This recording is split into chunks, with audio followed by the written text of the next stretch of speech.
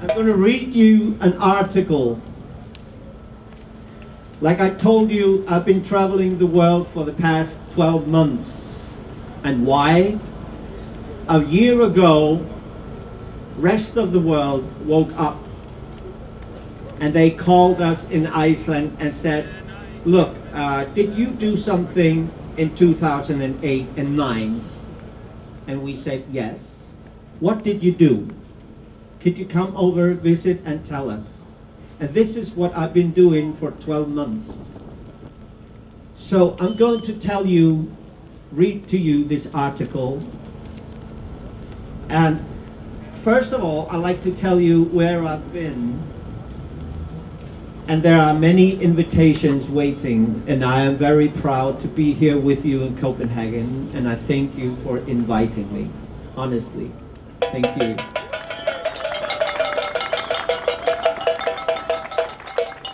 And please think of it, around the globe today, there are over 1,040 cities doing what we are doing here. There are millions and millions. And this is a growing thing. Occupy is a growing thing. For the past year, I've been invited to Stockholm, Barcelona, Palma de Mallorca, Cordoba, Madrid, Mexico City, Caracas, San Sebastian, Prague, Bratislava, Venice, Treviso, Bassano del Grappa, Vicenza, Ravenna, and now Copenhagen. And believe me, in many of those cities I've been more than once, because people are eager to learn, and I'm eager to teach or share, because it is all about sharing and caring. That's the fact of the matter. We are tired of the 1% using us as slaves. They've been doing this. This is our nature as humans. But today we have the internet. And this is something we've never had before in our history. So let's use it. Human rights are the cornerstones of our life. But strangely enough, we are many times ready to sacrifice them to obtain power or money in the name of economic growth. But as an artist, I want to keep up a dialogue with my society, protect freedom from violence and misuse of power. So reasoning in public is nothing new to me as a person. But the economic collapse in Iceland started on the 6th of October 2008. But what did I do? On the 11th of October, I went down to the center of the city and I stood like here. I asked people, what has happened in our country and what can we do about this? I stood every day at 12 o'clock and asked these questions. And I found out very soon that none of us understood what had happened. But we had to do something about it. So what was the Cutlery Revolution in Iceland about? I'll take you back on 6th of October 2008, what the day we call in Iceland the day of the crash. The day our Prime Minister Hördur appeared on the national television with a very dramatic and bewildering speech that ended with the words, "Guð blessi Ísland," which means God bless Iceland. To me and many other people, this ending sounded like The Third World War had started, and it had in a way, but this time not with firearms and bombs, but with money, greed, and corruption. The crash in Iceland involved the collapse of all three major Icelandic banks. It is said to be one of the worst financial crashes in the history of man. To most Icelanders, this was unbelievable, and we really found it hard to understand what had happened. We were confused, and we were scared, and we were simply in shock. How could this happen? We had been told for years that Iceland was considered to be one of the richest countries in the world, and in one day we were placed among the poorest and the most indebted ones. According to the politicians and bank managers, this just happened, and they could not do anything about it, so they were most certainly not responsible. And we, the people, we should just continue with our lives as nothing had happened and leave them alone. But we, the people, we did not agree with this. We reacted very peacefully by demonstrating and meeting every Saturday in front of the parliament. We started organizing ourselves as a movement called Raddir Fólksins, which means the people's voices.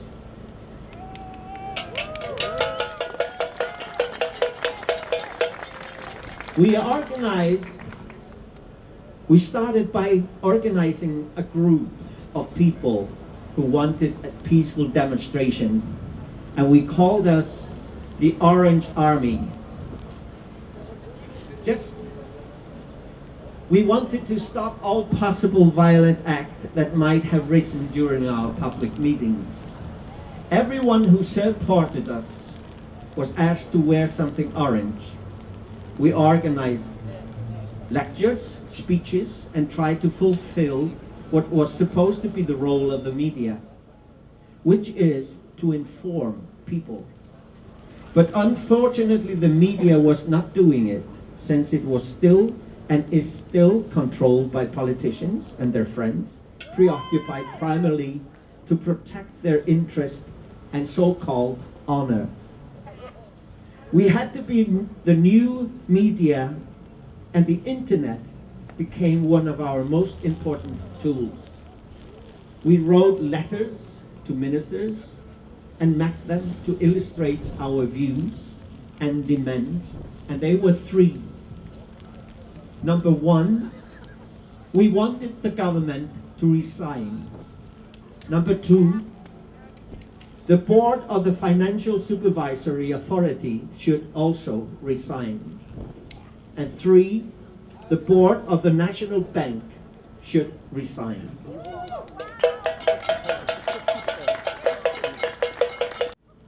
The new sides of our lives, how deep and widespread the corruption was and still is.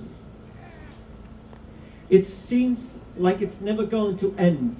We are always learning how few people have systematically taken over our banks and emptied them and left thousands and thousands of people without homes, without hope of work. And this is not acceptable at all. Oh. We have not given up. We are still fighting. Like you people, we will fight and we will win.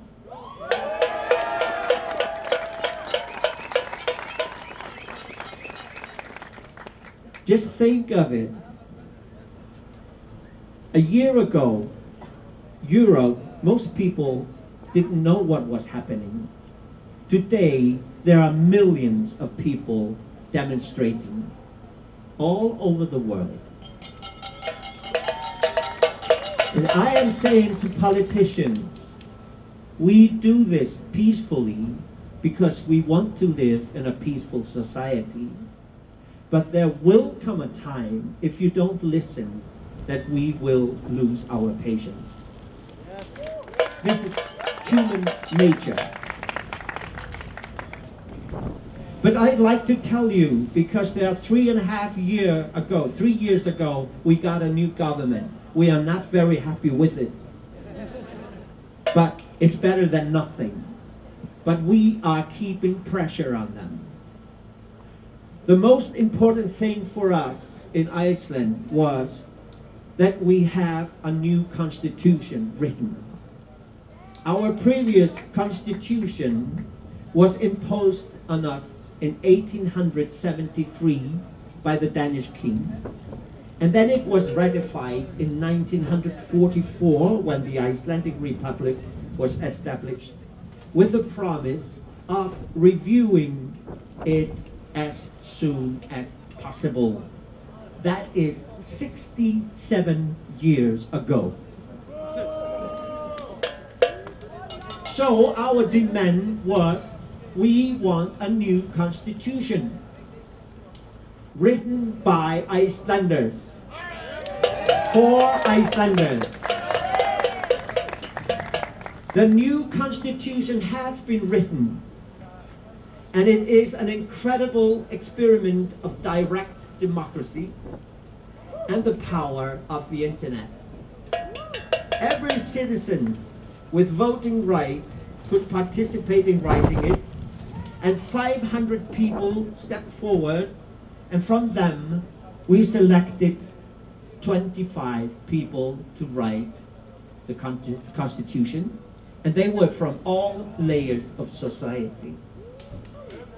They wrote the new Constitution under the direct surveillance and advice from all of us in Iceland, via Facebook, Twitter, emails, and we could call them, and we could visit them, we could tell them our dreams.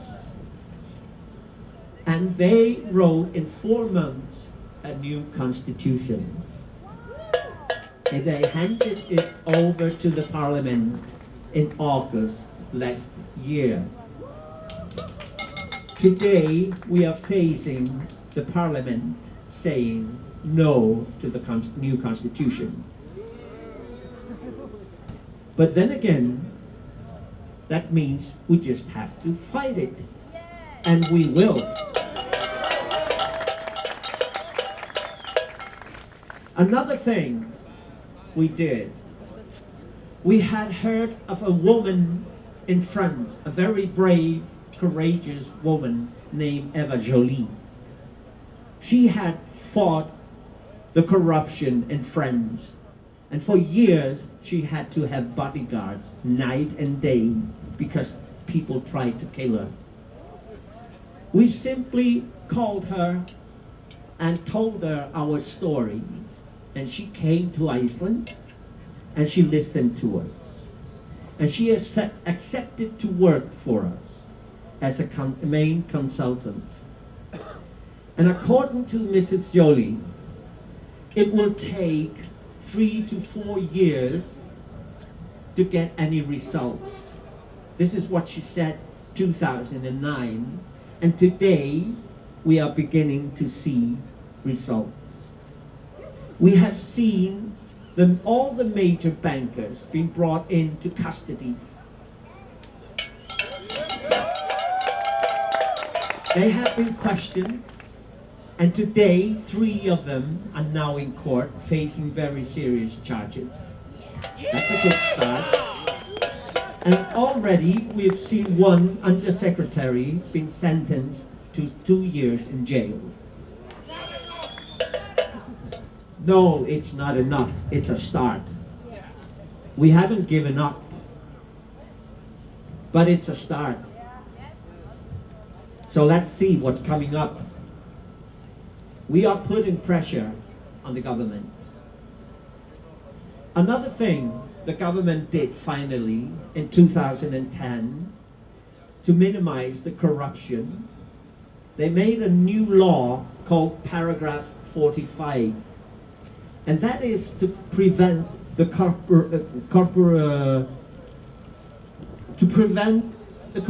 corruption in appointing judges in the court. We had seen in the past years how true friends, relatives, and party members had become very powerful friends, very powerful judges within the system without having the right qualifications. The fourth thing I like to mention, our former Prime Minister, Hördur, he was brought into court. And this is something unheard of, they tell us. He walked away last month,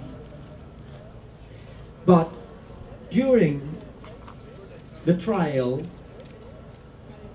we saw the elite of the bankers and the politicians coming to court to witness. And like most of us suspected, they proved to us that they were totally incompetent and seriously corrupt people. Their defense in the court is best described with their own words. They said, "I did not know, I did not see it, I did not understand it, I did not want it, I didn't do it, I wasn't there." These were the defense of these people.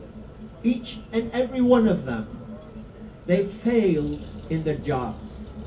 They did not do anything to prevent the Icelandic bank crash, but they could have if they had been as clever as they claimed to be.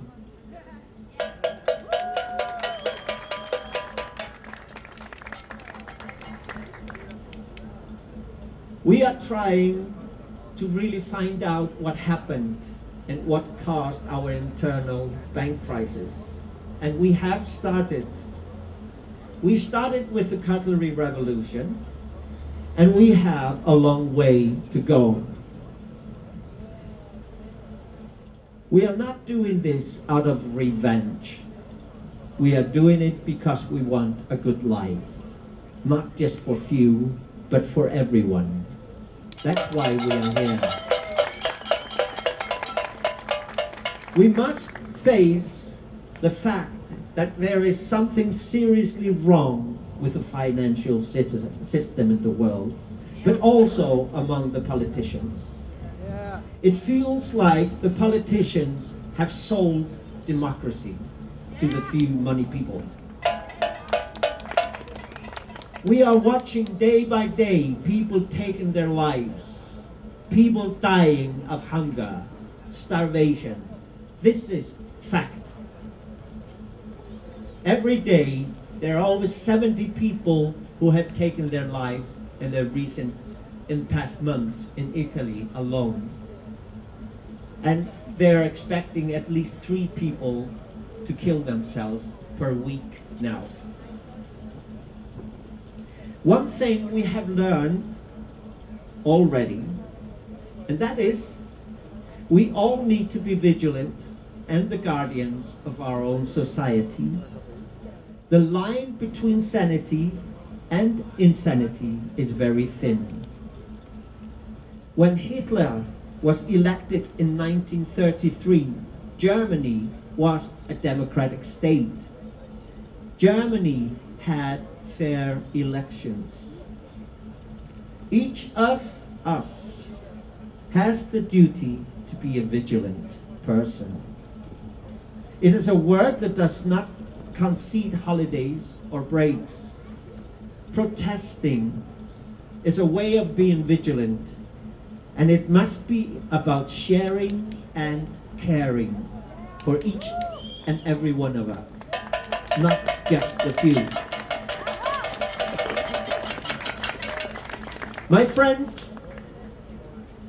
this is the first time in human history that we, the people, can unite in a way we never have been able to do before, through the internet. And by all means, we must protect that right, that possibility. We have seen governments trying to stop it, taking control over it. But we must prevent it. We must take care of the internet. Corruption is a part of our nature as humans. It's a strong trait. It is in our culture. We have seen it rise in recent years as never before, and it has gotten out of control. And we must fight it. Fight it together, and we have started, and we are getting stronger every day. So let's organize, connect, stand together, share, and care. Thank you for listening, and keep on fighting. Thank you.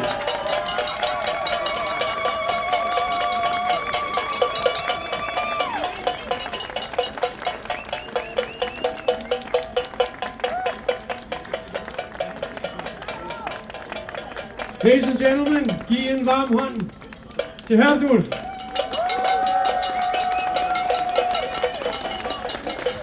Altså, jeg er ved at være lidt kolde. Okay, vi har en plan. Lige hernede, ikke? Meget tæt på. Der ligger Københavns fondsbørs. Fucking Nasdaq. Har I ikke lyst til at komme med derned? Høre noget fed musik? Så kører vi nu. Er I med? Og jeg skal lige sige til jer fra Helene her, at på onsdag har Occupy Copenhagen generalforsamling. Og det har vi hver onsdag. Så I er varmt velkommen til at komme med der.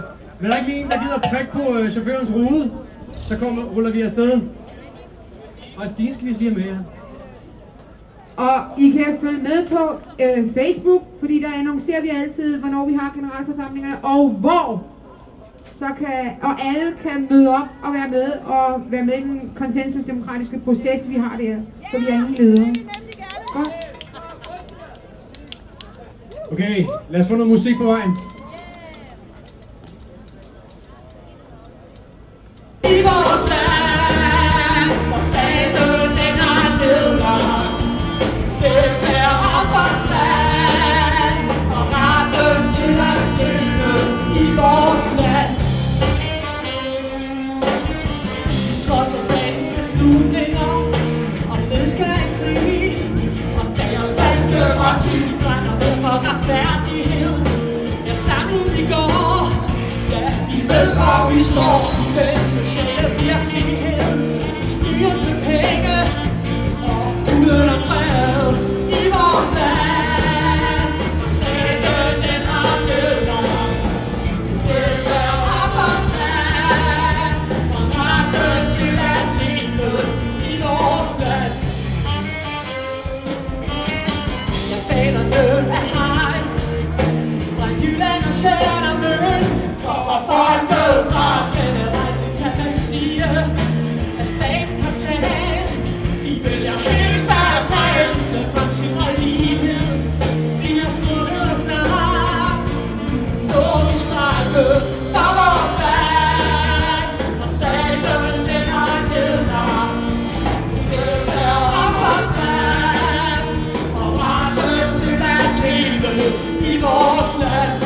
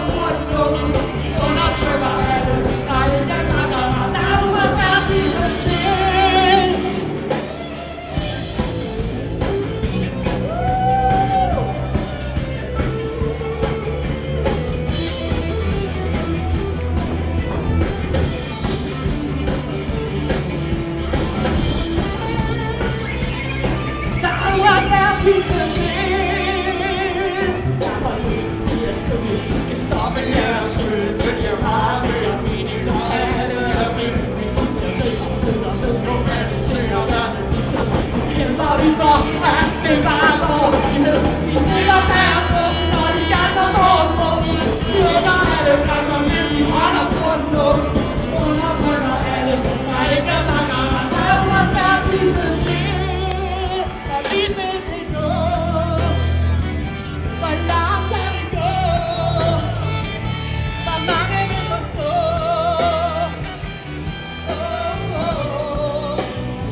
Derfor vi vil til nu. Hvor langt kan vi gå? Hvor mange vil forstå?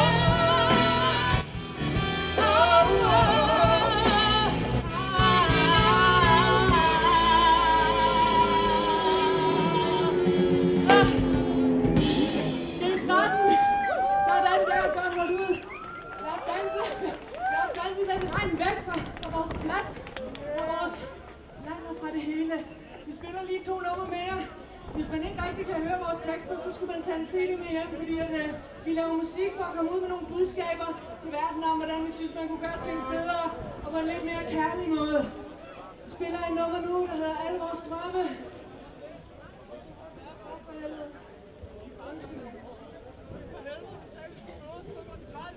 Som sagt har vi nogle CD'er med, vi har lavet 2 forskellige, og i virkeligheden kan man købe dem for penge, men hvis man ingen har, så kan man få dem. Så når vi har spillet, så kom hen til os og se hvad I har, så ser vi på det derfra. Vi vil rigtig gerne have, at vores budskaber kommer ud nemlig. Er I klar? Alle vores drømme.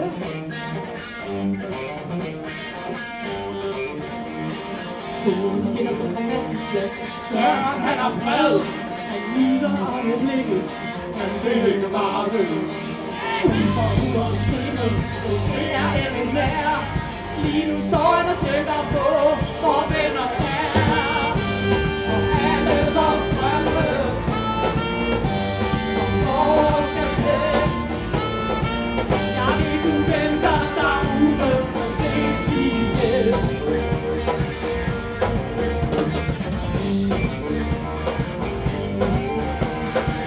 Hvor danser i min sang, så piraten synger med. Jeg tror, jeg håber kærlighed, løs mig fred. Høj halvøj og helt stort, hvis der sætter spor i kampen for vores frihed. Vi håber